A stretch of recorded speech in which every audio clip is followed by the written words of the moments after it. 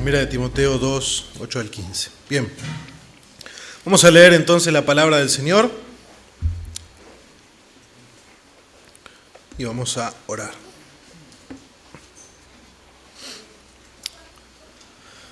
Por tanto, quiero que en todo lugar los hombres oren levantando manos santas, sin ira ni discusiones. Asimismo, que las mujeres se vistan con ropa decorosa, con pudor y modestia, no con peinado ostentoso, no con oro o perlas o vestidos costosos, sino con buenas obras, como corresponde a las mujeres que profesan la piedad. Que la mujer aprenda calladamente con toda obediencia. Yo no permito que la mujer enseñe ni que ejerza autoridad sobre el hombre, sino que permanezca callada.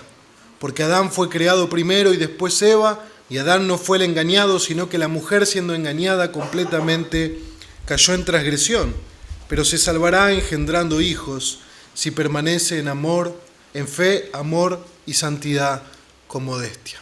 Oramos al Señor. Querido Dios, Señor, quiero rogarte públicamente, Señor, que me fortalezcas, que me des tu gracia para poder predicar este sermón con claridad, con sencillez, con amor. Señor, ayúdanos a tener oídos que oyen y corazones sensibles a la voz de nuestro pastor. Todos nosotros somos ovejas de tu rebaño, oh Dios, y necesitamos el alimento que tú nos das por medio de tu palabra.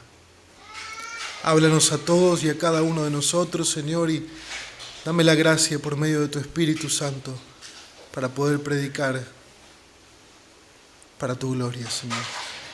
En el nombre de Cristo oramos. Amén y amén. ¿Qué me pongo para ir a la iglesia? ¿Qué me pongo para ir a la iglesia? Seguramente esa es una pregunta recurrente y muy importante, principalmente para las mujeres cristianas cada fin de semana. ¿Qué me pongo para ir a la iglesia? Cada mujer tiene un deseo natural de verse bien y de adornarse. Pero al final del día uno debe preguntarse, ¿a Dios le importa lo que me pongo para ir a la iglesia? ¿Le importa cómo visto en la semana? ¿Está bien cualquier tipo de ropa para ir a adorar a Dios? Bueno, uno puede pensar que son preguntas poco espirituales, son preguntas que no tienen que ver con Dios o con la palabra de Dios, pero la realidad es todo lo opuesto. A Dios le importa cómo nos vestimos y mucho, porque la manera en que nos vestimos refleja nuestro corazón. Y a nosotros también debería importarnos. Y eso es lo que vamos a ver en las Escrituras. Esto es lo que estamos viendo en nuestro pasaje, en 1 de Timoteo, capítulo 2, versos 8 y 15. Recordemos que Pablo le escribe a Timoteo para que acomode y corrija ciertas cosas que se estaban haciendo mal en la iglesia de Éfeso. Nuestro pasaje que lo hemos leído casi cada sermón es 1 de Timoteo 3, versos 14 y 15. Te escribo estas cosas esperando ir a verte pronto, pero en caso de que me tarde, te escribo para que sepas cómo debe conducirse uno en la casa de Dios, que es la iglesia del Dios vivo, columna y sostén de la verdad. Los hombres de la iglesia no estaban orando como debían. Estaban en enojos entre ellos, en discusiones que no llevaban a ningún lado, pero aparentemente esta no era la única distracción para poder adorar a Dios con un corazón puro en la iglesia. La vestimenta de algunas hermanas estaba distrayendo a la iglesia. Estaban llamando la atención hacia sí mismas y probablemente provocando la envidia de las demás mujeres o la tentación de algunos hombres, en lugar de estar atrayendo a las personas hacia Dios. Y eso es lo que vamos a ver en el sermón de hoy. Nosotros vimos que esta sección tiene que ver en cómo los cristianos deben comportarse de una manera piadosa en la iglesia. La semana pasada vimos que los hombres tienen que tener una actitud correcta en la oración. No tiene que haber enojos, iras ni discusiones, sino una vida piadosa y en santidad. De la misma manera, el comportamiento de las hermanas en cuanto a su aspecto externo también tiene que ser el correcto en la iglesia y en todos lados, como vamos a ver a la luz de la palabra. Entonces, este es el punto que vamos a ver hoy, el punto número 2, el comportamiento de las hermanas en cuanto a su aspecto externo. Miren conmigo versículo 9, entonces, versículo 9 y versículo 10.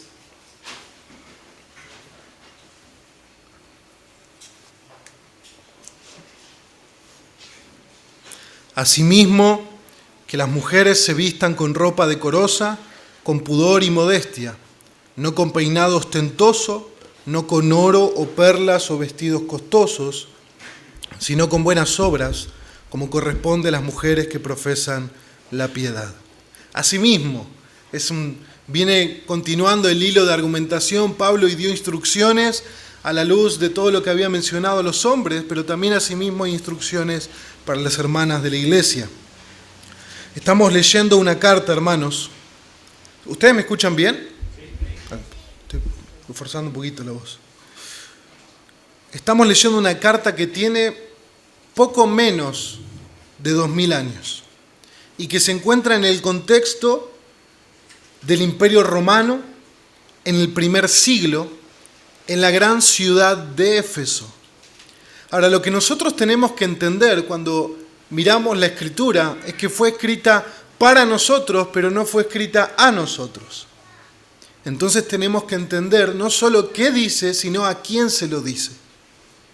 Por lo tanto, hay un montón de cuestiones históricas, culturales y sociales que son muy distintas de cuando esta carta fue escrita a hoy en Citibel. Por tanto, cosas que eran muy fáciles de entender para los hermanos de la iglesia de Éfeso no lo son tan fáciles para nosotros. Así que necesitamos hacer un viaje al primer siglo y entender un poco más la cultura, la sociedad y la situación histórica en la que estamos viviendo, y específicamente centrarnos, que es sumamente importante para entender el texto, es centrarnos en la vestimenta en el primer siglo, porque es muy importante. Entonces veamos un poco un contexto histórico y cultural antes de entrar a las amonestaciones y las exhortaciones de Pablo, para entender el contexto histórico del primer siglo. Entonces, en el primer siglo, en el Imperio Romano, había códigos de vestimenta. Hay un libro que escribió un historiador, un teólogo llamado Bruce Winter, que se llama Esposas romanas, viudas romanas, la aparición de nuevas mujeres y las comunidades paulinas. Entonces, es un estudio enfocado en las mujeres del primer siglo y la mujer en el contexto de la iglesia a las que iguales Pablo les escribe. Por lo tanto, ese estudio aplica particularmente a lo que estamos viendo. Entonces, este libro se enfoca en cómo en el Imperio Romano y bajo la ley romana uno era lo que vestía. Había diferencias muy marcadas por la vestimenta y por los lugares que uno ocupaba en las ocasiones públicas, como en el teatro o como los banquetes. El estatus de los ciudadanos del primer siglo se identificaba fácilmente a partir de los códigos de vestimenta, a partir de cómo las personas vestían. Los senadores, que eran una clase alta y en principio eran casi iguales al emperador, todos los senadores llevaban una amplia franja púrpura en la túnica, llevaban sandalias que eran muy particulares y un gran anillo de oro. Eso los distinguía del resto del pueblo, a los senadores. Después había otra clase muy adinerada, llamados los equites romanos, y era una clase de hombre que llevaba también una vestimenta muy distinguida con 2 franjas púrpuras en su vestido que denotaban nuevamente su posición. Llevaban anillo de oro y tenían siempre los primeros lugares en el teatro o en los banquetes. una muestra de un botón de todo lo que podríamos hablar, pero para que vean claramente que había una distinción social, cultural, en cuanto a uno cómo se vestía, cuál era su código de vestimenta. Nosotros en nuestra actualidad a veces el presidente se pone un traje y ustedes también se ponen un traje, los hombres de la iglesia, y no es tanta la diferencia que nosotros vemos. Pero en el momento del primer siglo, en el Imperio Romano, uno podría ir por la calle y distinguir claramente a un senador y a todo lo que eso implicaba por ver su vestimenta. Las mujeres del Imperio Romano también se regían por un código de vestimenta particular. Las mujeres casadas, las mujeres solteras y las prostitutas de la clase alta. Todos tenían un código de vestimenta muy conocido y diferenciable en la sociedad. Las mujeres casadas vestían en el primer siglo una considerable cantidad de tela en pliegues desde el hombro hacia abajo. Se confeccionaba todo su vestido de un material poco transparente. Se envolvía con un manto y parte de ese manto se lo colocaba en la parte superior de la cabeza, tal y como lo había hecho por primera vez el día de su boda. Este era el velo matrimonial que posteriormente llevaba siempre en público como una señal para el resto de su estado civil. Nosotros llevamos normalmente, por ejemplo, una alianza, que a mí me la cortaron en la cirugía, la tengo que arreglar. Pero llevamos una alianza si estamos casados. Las mujeres del primer siglo llevaban este velo en el Imperio Romano para dar una señal al resto de que era una mujer casada, una mujer modesta, una señora del hogar. En el cambio, la mujer soltera no llevaba un manto sobre la cabeza, sino que ese mismo manto se lo envolvía alrededor del cuerpo, pasándolo por el pecho, como un símbolo de su virginidad, de su castidad ante la sociedad. Entonces tenemos distintas vestimentas para distintas clases de mujeres en el primer siglo. Por otro lado, las prostitutas de clase alta llevaban ropa transparente, y eso era tradicionalmente el atuendo provocativo que utilizaban en el primer siglo. Tanto era el código de vestimenta vinculado a la ley romana que si se hacía un juicio y se consideraba a una mujer que había adulterado y se veía que era verdadero y era condenada por adúltera, se le prohibía vestir como mujer casada. Tenía que adoptar el código de vestimenta de las prostitutas. Los casos judiciales se juzgaban a su vez teniendo en cuenta el atuendo de las mujeres involucradas como un factor relevante. Entonces era un factor relevante, si había un problema, un caso judicial, un crimen o lo que sea, se tenía en cuenta como un factor la vestimenta que la mujer llevaba puesta en ese momento. Por otro lado, había una nueva clase de mujeres que surgió en el primer siglo, en el tiempo de Pablo, que eran mujeres adineradas y rebeldes. Estas mujeres habían surgido como otra tendencia. Eran mujeres que se querían rebelar al código de vestimenta romano y empezaban a implementar vestimentas provocativas para llamar la atención sobre sí mismas.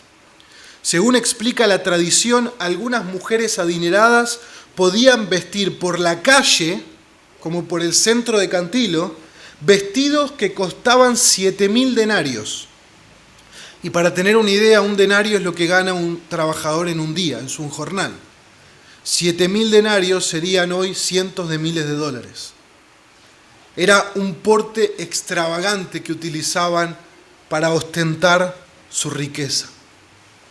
Dice el autor de este libro, las esposas cristianas no debían adornarse con el pelo trenzado que personificaba a la mujer de vida suelta, ni con oro o perlas que también formaban parte de ese código de vestimenta.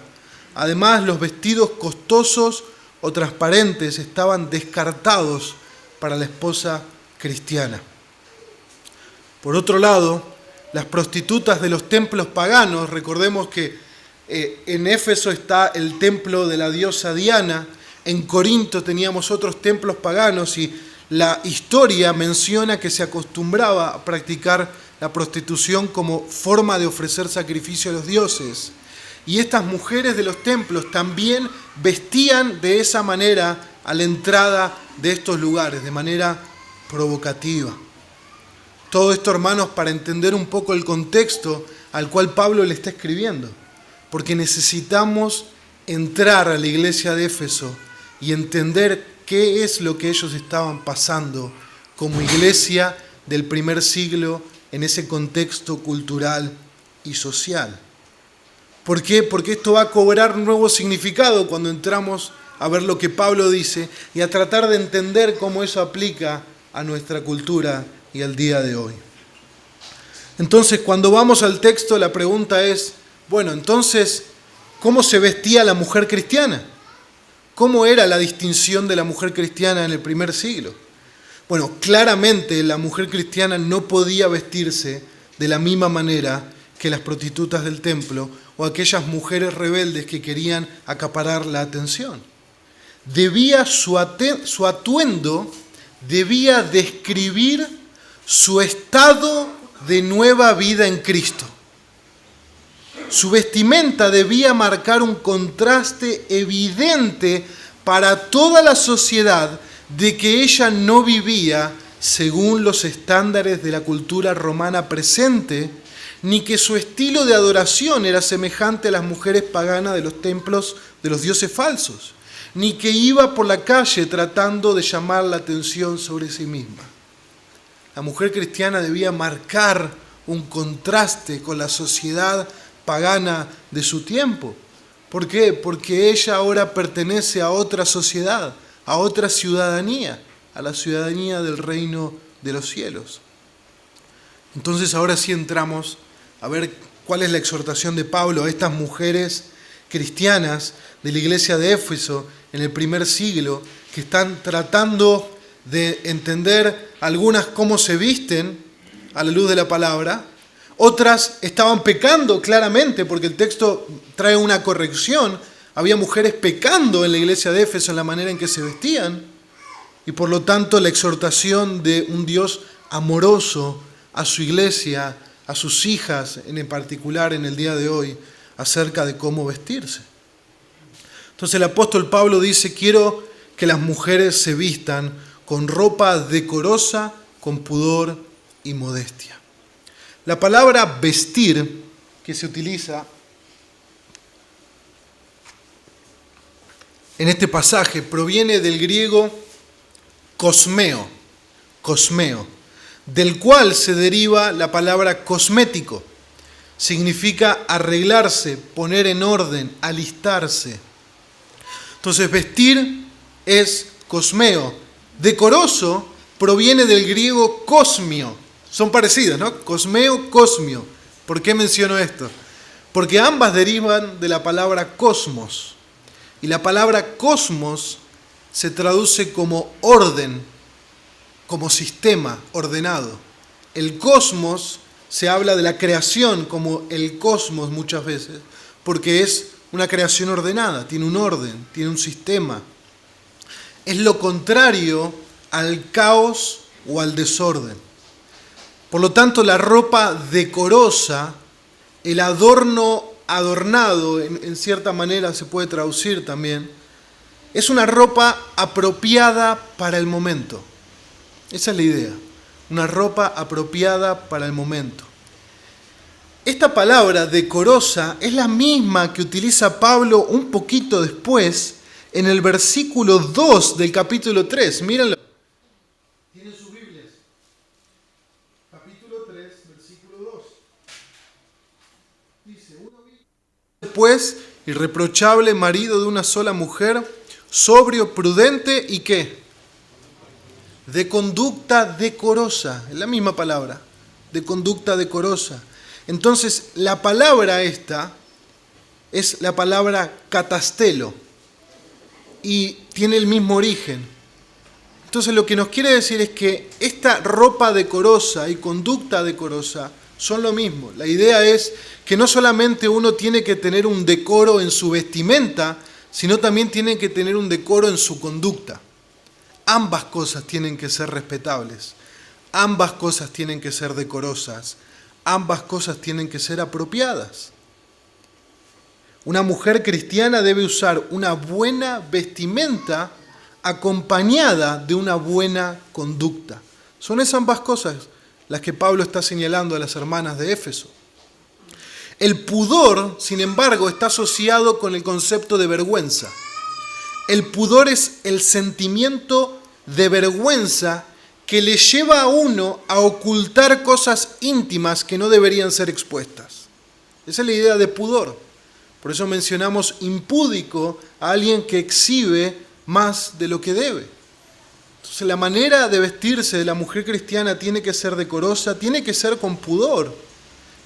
El pastor Pérez Millos dice lo siguiente, que el pudor es un respeto a sí misma que le impide traspasar los límites de la reserva femenina. Me gustó cómo lo sintetizo.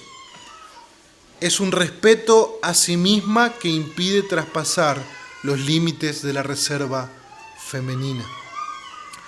La modestia tiene que ver, sin embargo, con la cordura, con la sensatez, con el buen juicio, con la decencia. Se puede traducir de esas maneras. También se refiere a la moderación, a saber refrenarse a sí misma en el momento correcto en cuanto a su vestimenta, a ejercer autodisciplina y dominio propio en cuanto a su manera de vestir.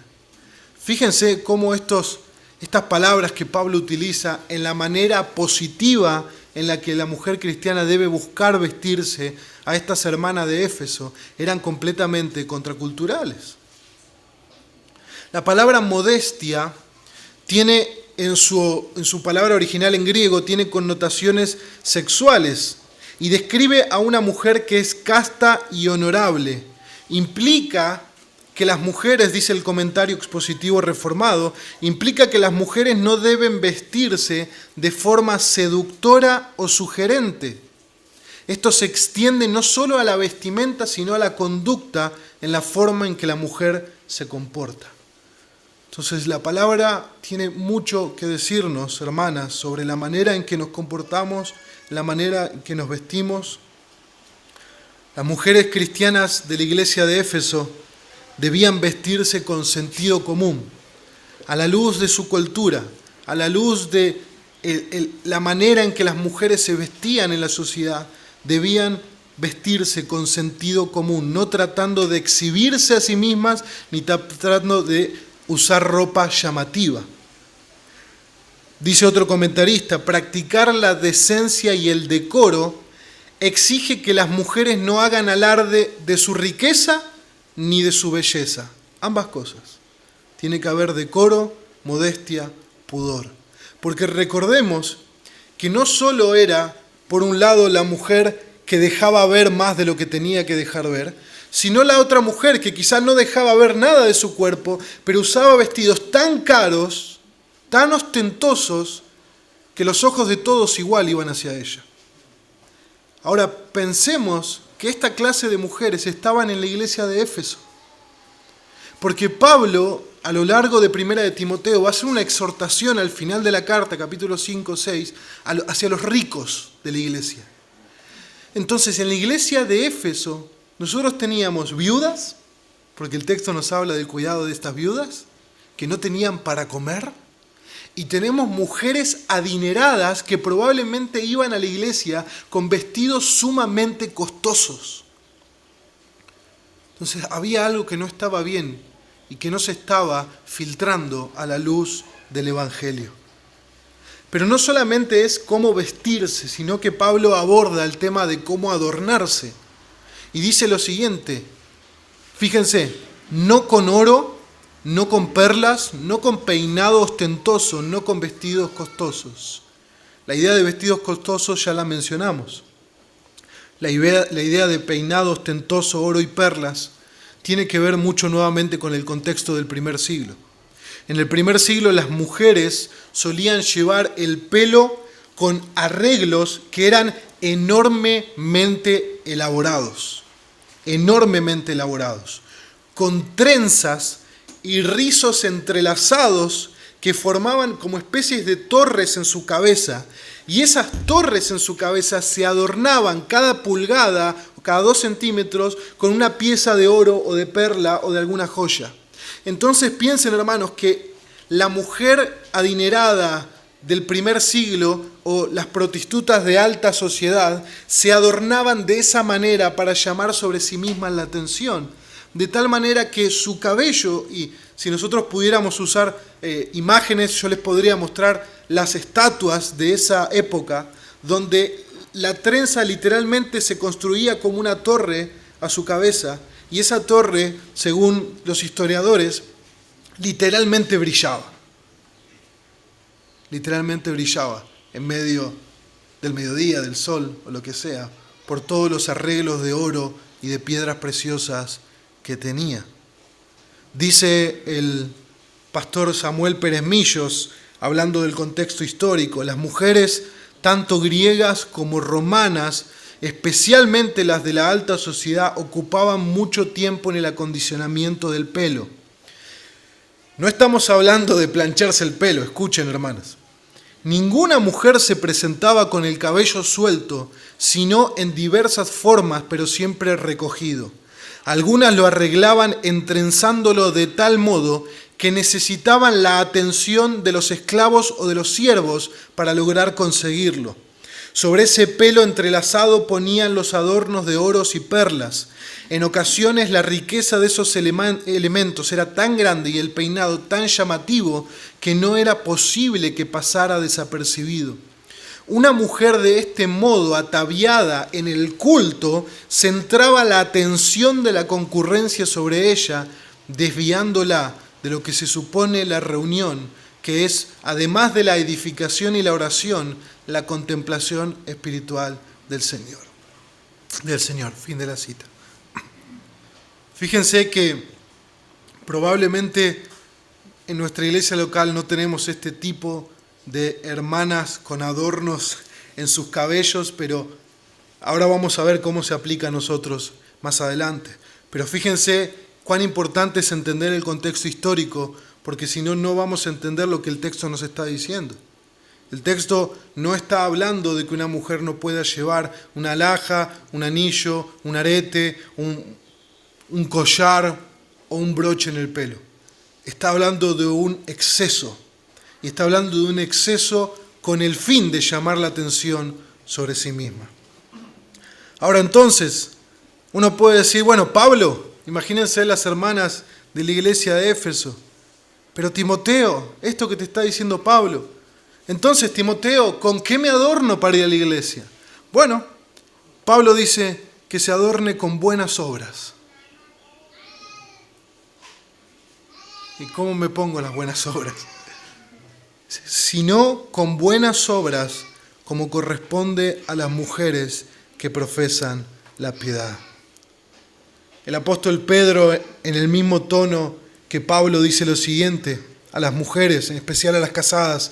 Dice, y que vuestro adorno no sea externo, peinados ostentosos, joyas de oro, vestidos lujosos, sino que sea el yo interno, con el adorno incorruptible de un espíritu tierno y sereno, lo cual es precioso delante de Dios.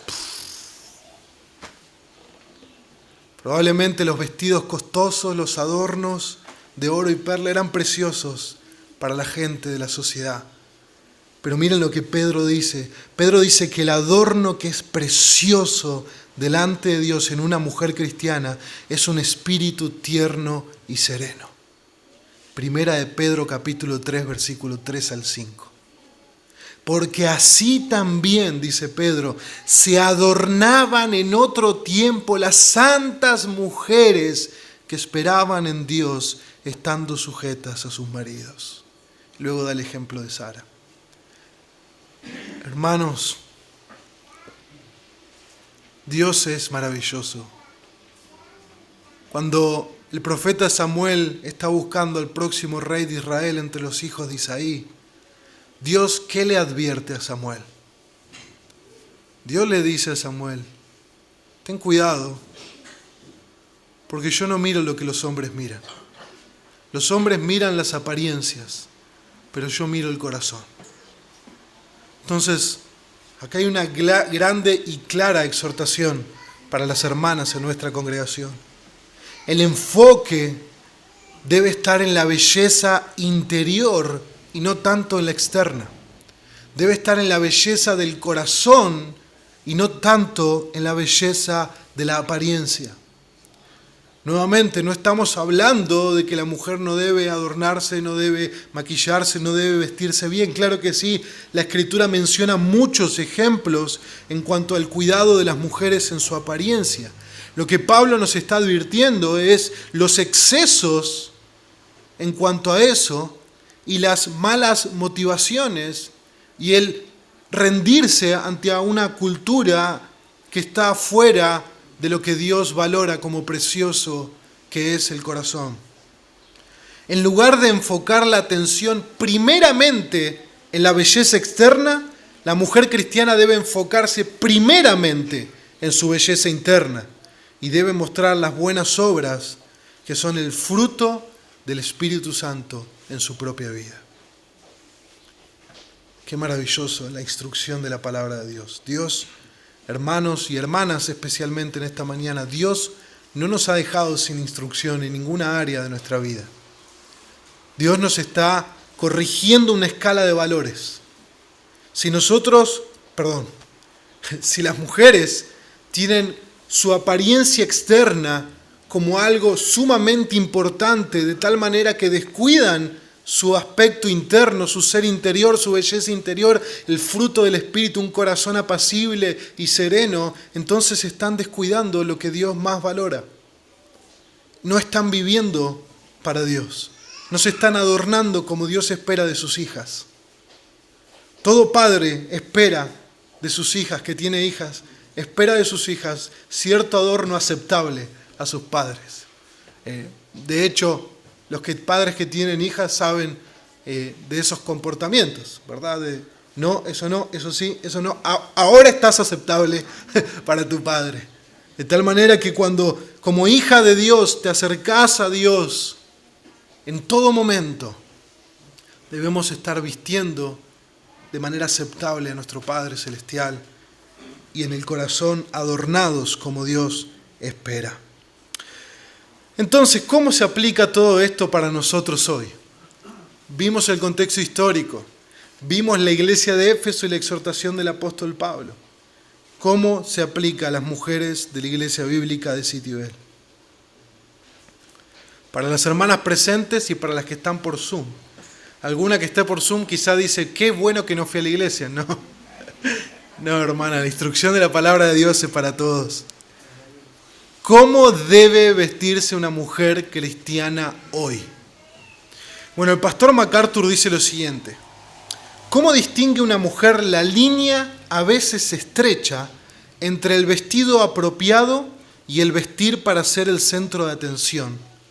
La respuesta comienza en el propósito del corazón. Una mujer debe examinar sus motivos y metas que tiene al vestirse. ¿Es su propósito mostrar la gracia y la belleza de la feminidad? ¿Es mostrar su amor y devoción por su esposo y la bondad que le prodiga? ¿Es revelar un corazón humilde dedicado a la adoración de Dios? ¿O es llamar la atención sobre sí y hacer alarde de su riqueza y de su belleza? O peor, ¿es tratar de tentar sexualmente a los hombres? Una mujer que se centra en la adoración a Dios considerará cuidadosamente cómo se viste, porque su corazón mandará sobre su guardarropa y sobre su apariencia. Fin de la cita. Es del corazón.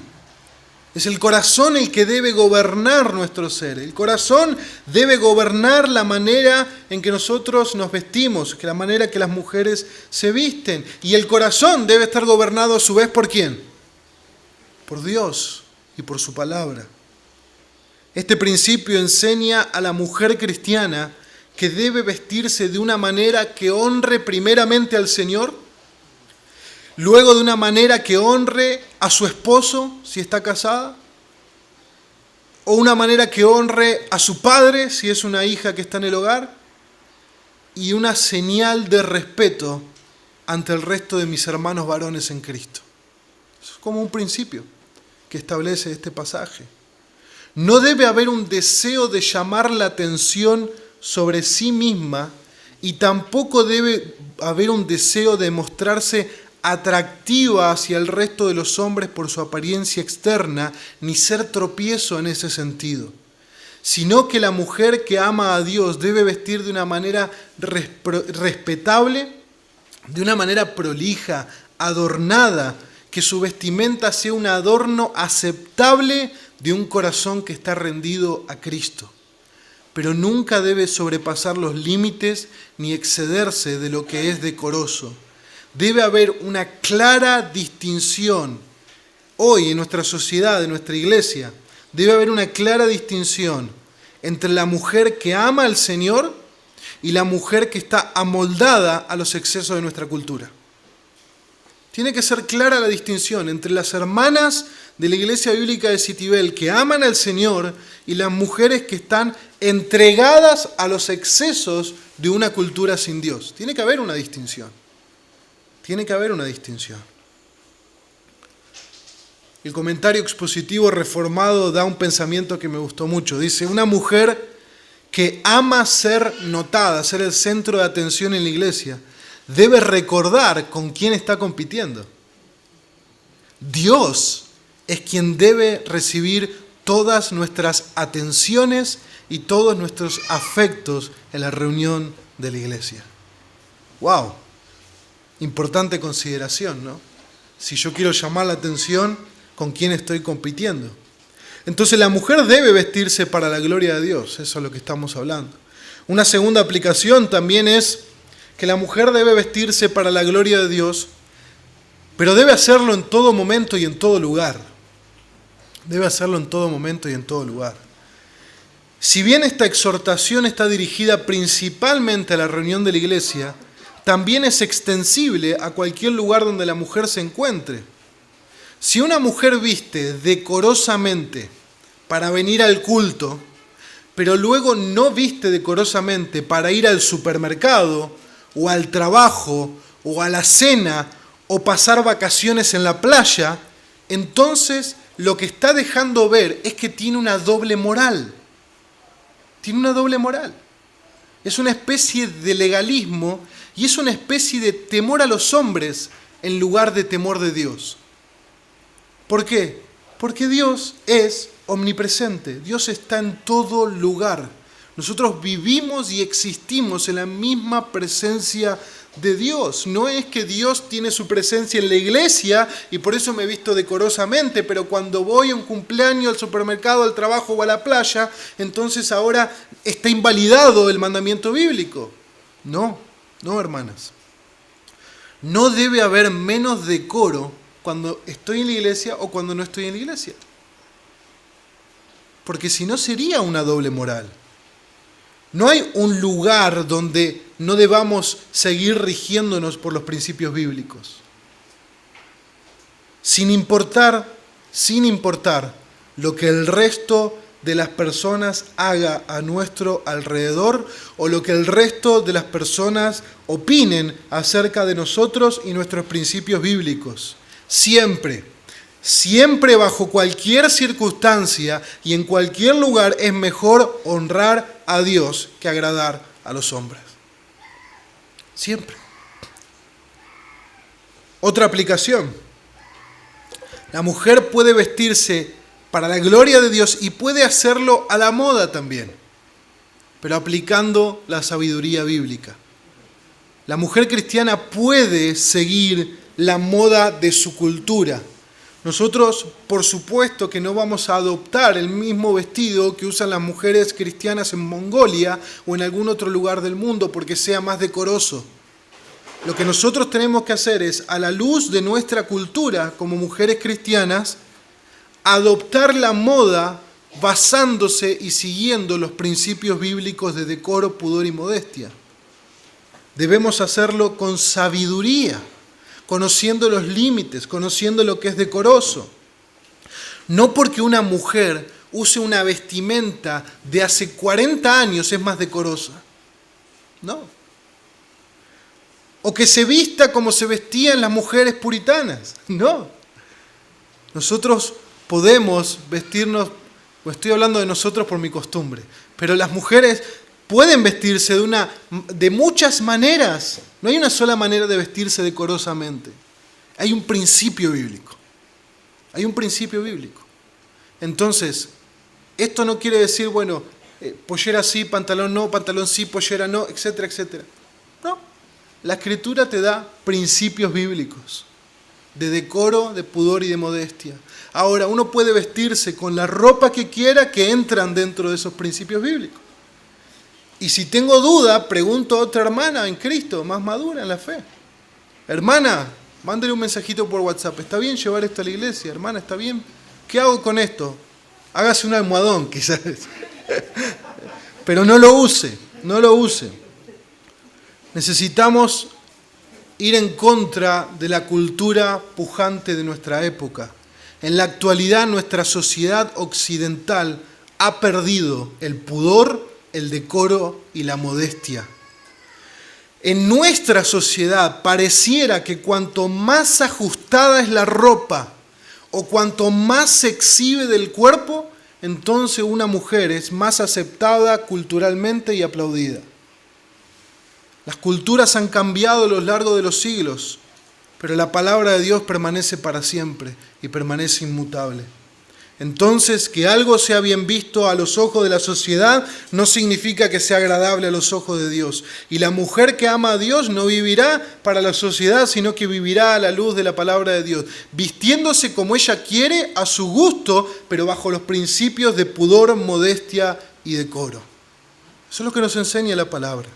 Y en cuanto al adorno, bien, la aplicación y el principio para mujeres de nuestra iglesia hoy es: la mujer debe evitar los excesos.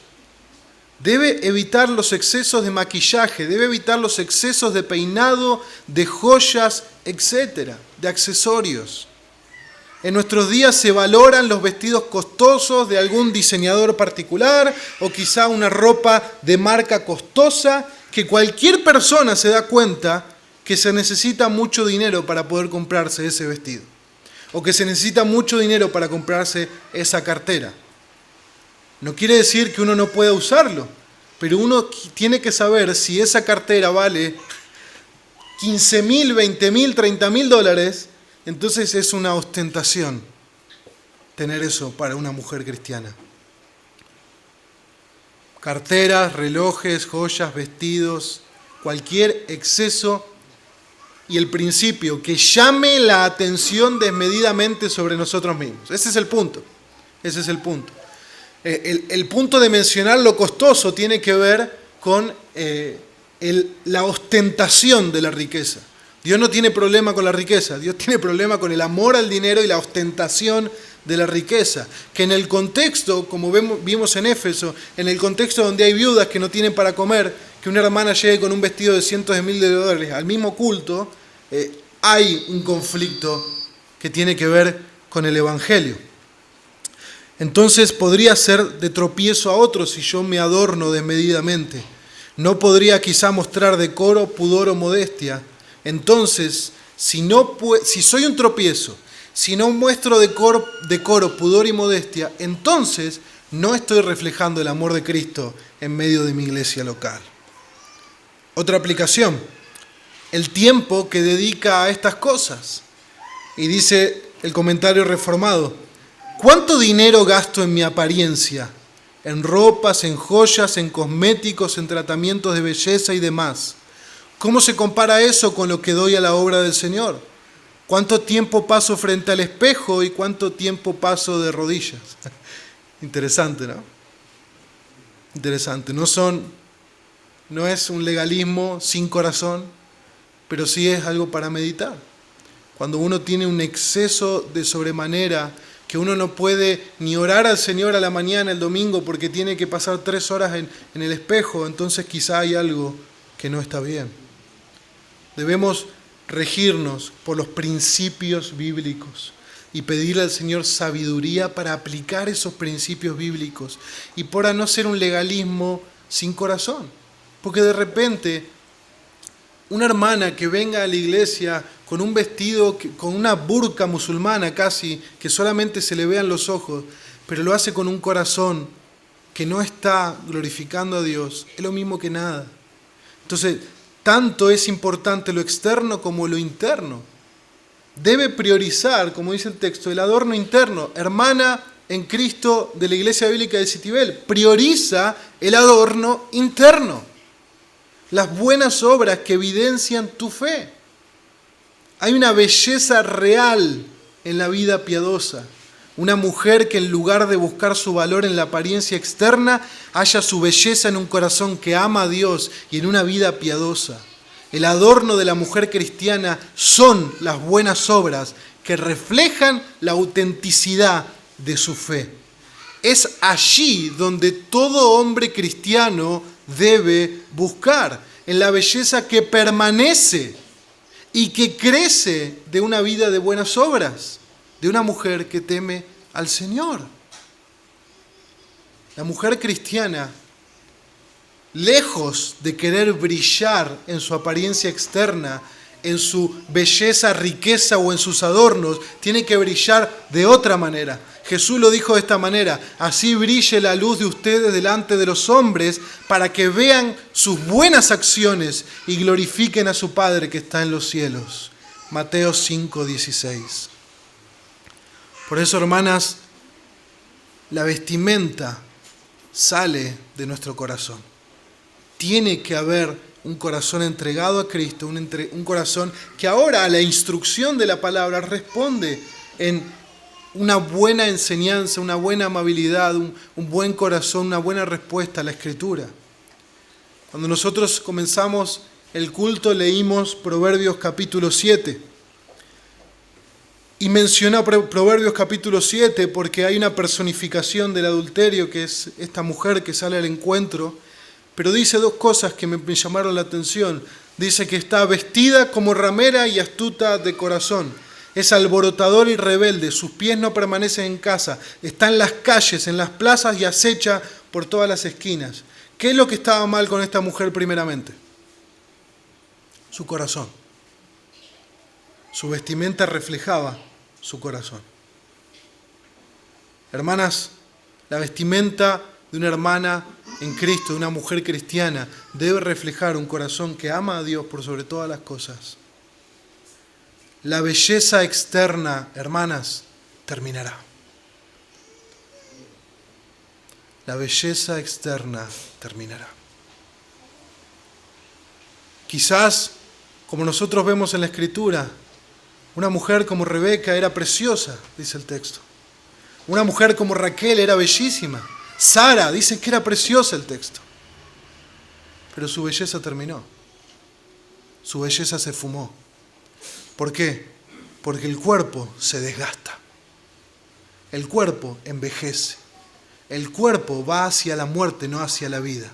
Pero el ser interior se renueva. El ser interior se rejuvenece. El ser interior puede estar cada día más bello, al pasar de los años, más bello y más precioso delante del Señor. Proverbios 31:30. Engañosa es la gracia y vana la belleza, pero la mujer que teme al Señor, esa será alabada, dice Salomón. Perdón, dice el escritor, no es Salomón en ese texto.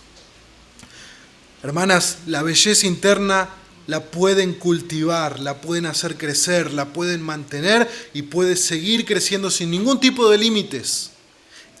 Y la belleza interna, hermanas, tienen licencia para mostrarla hacia todos. Pero no pongamos nuestros nuestros ojos en lo que perece, sino en lo que para vida eterna permanece. De la misma manera, un paréntesis para nuestros hermanos en Cristo, principalmente para los hombres solteros de nuestra congregación. Hermano, no vea primero la belleza externa. Busque primero la belleza interna. Busque primero un corazón de una mujer rendido a Cristo, que ama a Dios más que a todo, primeramente. De tal manera que si los hombres solteros de nuestra congregación están buscando eso, también las hermanas solteras de nuestra congregación se enfocarán en eso. Porque si como hombres solteros de la congregación se enfocan solo en lo externo, también están siendo tropiezo para las hermanas. Entonces, no busques primero con tus ojos. Busca primero a la luz de la palabra de Dios lo que Dios ve como algo precioso, un espíritu afable, sereno en cada mujer. Pero les tengo una buena noticia a todas las mujeres. Tu identidad y tu valor no está en tu belleza externa. Tu identidad y tu valor no está en lo que vistes. No está en los adornos que te pones. Tu identidad y tu valor está en lo que Jesús hizo en una cruz 2000 años atrás por vos. Tu identidad es ser una hija de Dios y no está ligado a la apariencia externa. Dios no te ama más ni te ama menos por la marca de ropa que te pongas, pero Dios dice, ¿querés vestirte de una manera apreciada y preciosa para mí? Bueno, busca la belleza de tu corazón. Busca la belleza de tu corazón. Somos amados, son amadas, hermanas, son amadas y aceptadas infinitamente solo por Jesús y nada más. Y nada más. Y como un resultado de ese amor en el corazón de una mujer cristiana, la mujer cristiana buscará vivir en gratitud y en amor a Dios, mostrando en su conducta y en su apariencia una vida rendida a aquel que la amó y murió por ella. Y por otro lado, gracias a que Cristo rompió la esclavitud del pecado en tu vida y ahora estás muerta al pecado y viva para Dios, quiere decir que ya no estás obligada a vivir como el pecado y como la cultura quieren. Antes eras esclava del pecado, pero ahora no. Por lo tanto, eres libre, hermana. Eres libre de lo que piensa la cultura sobre tu manera de vivir. Eres libre para poder ser contracultural. Eres libre para vivir de la manera que le agrada a Dios, aunque nadie le agrade la manera en que vives. Eso es maravilloso. Porque la libertad que Cristo nos trajo es para hacernos libres de toda atadura.